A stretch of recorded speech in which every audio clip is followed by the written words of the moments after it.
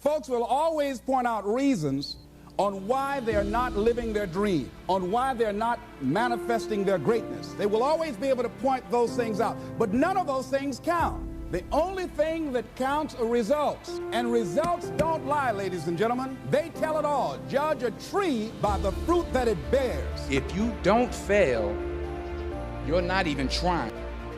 I'll say it again. If you don't fail, you're not even trying. My wife told me this great expression. To get something you never had, you have to do something you never did.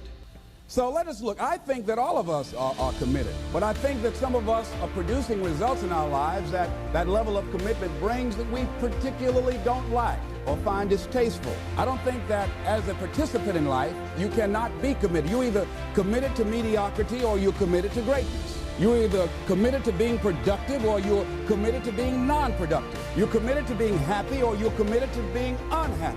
See, whatever you're doing, however you spend your time, that tells you who you are. So think about what it is you like to create in your life experience. Once I look at how you commit your time, once I do an evaluation on how you spend your time, I can tell you exactly what you're committed to. People that say they have dreams or want to open a business or want to do something differently than what they're now doing, they don't like their jobs, they're unhappy, they're unfulfilled. People who say they want to improve their income level, look at how they spend their time.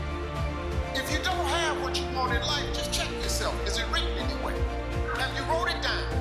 Have you claimed it? Have you laid it into faith? Have you willed it into existence? Has it become a law? Did you write it down? If it ain't written down, what you want?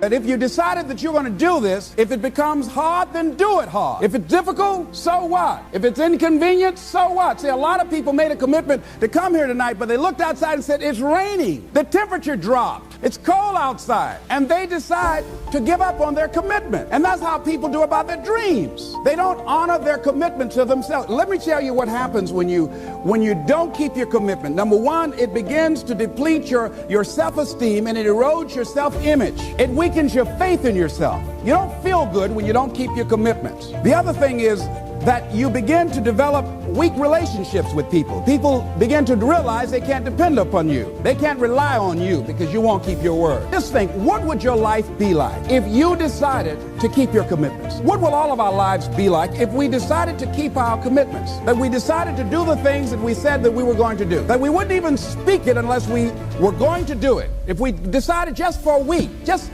see what your life can be like. Being content comes from gratitude. I'm so grateful for what I have, and I've always been that way, that all this special stuff that has been happening doesn't mean enough to me.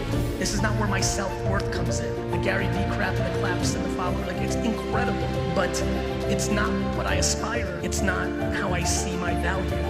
And I think the only way to be happy is to have a quiet mind.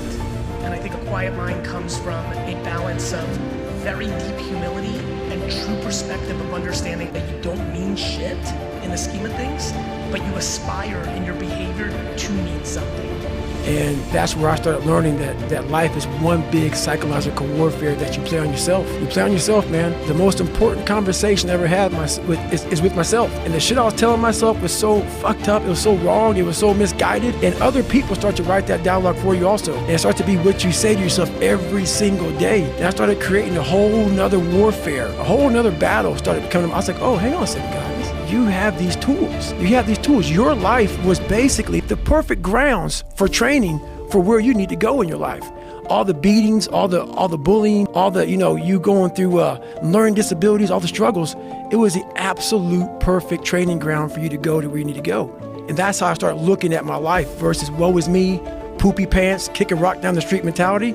It was, God just hooked you right the fuck up. He hooked you right up, man, with the perfect place. You were training for the first 18, 19, 20, you were training for this stuff, man. You have the advantage of everybody else versus, my God, they're so above me. They came from a great family. Mom and dad love them. They didn't have to learn, they didn't stutter, they didn't struggle. No, man, your struggle is what made you who you are now. So I started flipping this into a whole different, I started being a master of what I was scared of. I was scared of my mind. And I became literally a master of that mind. And that's what now, from now on, it sets me apart from most people. I'm not one of these guys that claim I know everything, but I do know this. In life, people don't burn out because of what they do. People burn out because life makes them forget why they do it. The only thing I want from you is to never allow life to make you forget why you do what you do. That's it.